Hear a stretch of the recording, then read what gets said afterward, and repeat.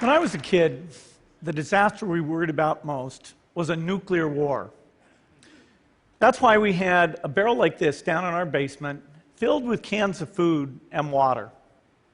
When the nuclear attack came, we were supposed to go downstairs, hunker down, and eat out of that barrel.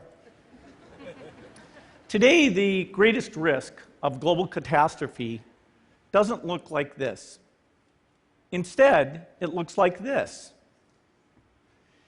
If anything kills over 10 million people in the next few decades, it's most likely to be a highly infectious virus rather than a war.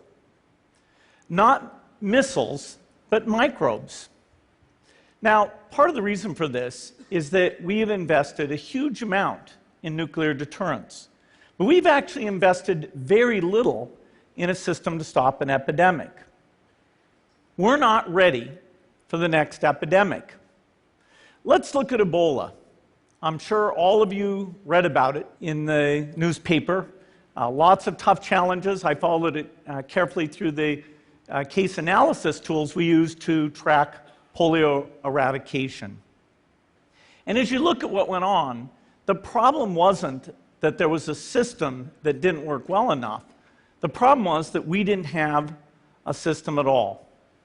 In fact, there are some pretty obvious key missing pieces. We didn't have a group of epidemiologists ready to go who would have gone, seen what the disease was, see how far it had spread. The case reports came in on paper. It was very delayed before they were put online, and they were extremely inaccurate. We didn't have a medical team ready to go. We didn't have a way of preparing people. Now, Médecins Sans Frontières did a great job orchestrating volunteers, but even so, we were far slower than we should have been getting the thousands of workers into these countries. And a large epidemic would require us to have hundreds of thousands of workers. There was no one there to look at treatment approaches, no one to look at the diagnostics, no one to figure out what tools should be used. As an example, we could have taken the blood of survivors, processed it, and put that plasma back in people to protect them. But that was never tried. So there was a lot that was missing, and these things are really a global failure. The WHO is funded to monitor epidemics, but not to do these things I talked about. Now in the movies, it's quite different. There's a group of handsome epidemiologists ready to go. They move in, they save the day, but that's just pure Hollywood. The failure to prepare could allow the next epidemic to be dramatically more devastating than Ebola. Let's look at the progression of Ebola over this year. About 10,000 people died, and nearly all were in the 3 West African countries. There's 3 reasons why it didn't spread more. The first is there was a lot of heroic work by the health workers. They found the people and they prevented more infections. The second is the nature of the virus. Ebola does not spread through the air. And by the time you're contagious, most people are so sick that they're bedridden.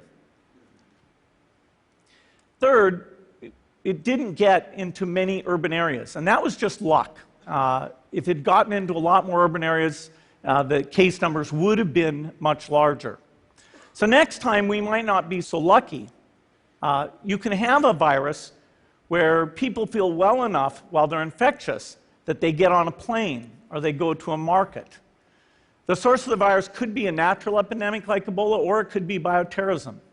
And so there are things that would literally make things 1,000 times worse.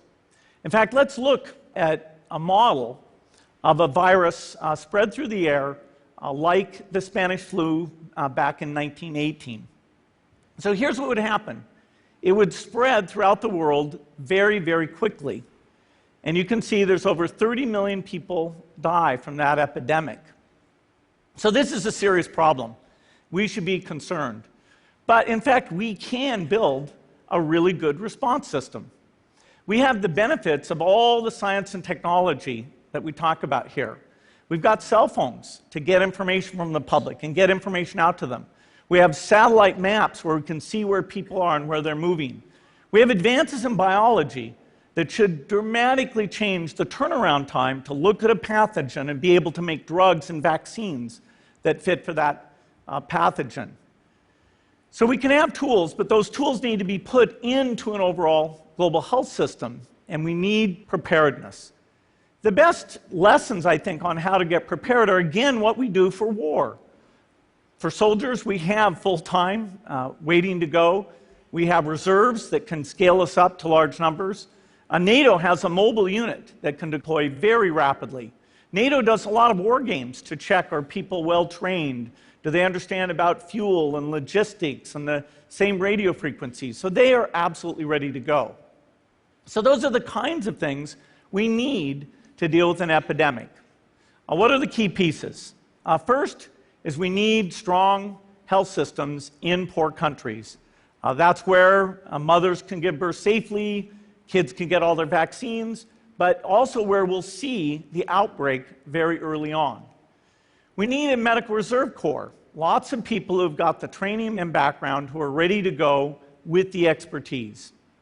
And then we need to pair those medical people with the military, taking advantage of the military's ability to move fast, do logistics, and secure areas. We need to do simulations, germ games, not war games, so that we see where the holes are. The last time a germ game was done in the United States was back in 2001, and it didn't go so well. So far, the score is germs 1, people 0. Finally, we need lots of advanced R&D in areas of vaccines and diagnostics. There are some big breakthroughs, like adeno-associated virus, that could work very, very quickly.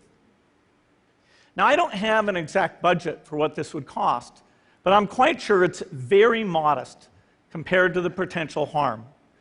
The World Bank estimates that if we have a worldwide flu epidemic, global wealth will go down by over $3 trillion, and we'd have millions and millions of deaths. These investments offer significant benefits beyond just being ready for the epidemic. The primary health care, the R&D, those things would reduce global health equity and make the world more just as well as more safe. So I think this should absolutely be a priority. There's no need to panic. We don't have to hoard cans of spaghetti or go down into the basement. But we need to get going because time is not on our side. In fact, if there's one positive thing that can come out of the Ebola epidemic, it's that it can serve as an early warning, a wake-up call to get ready. If we start now, we can be ready for the next epidemic. Thank you.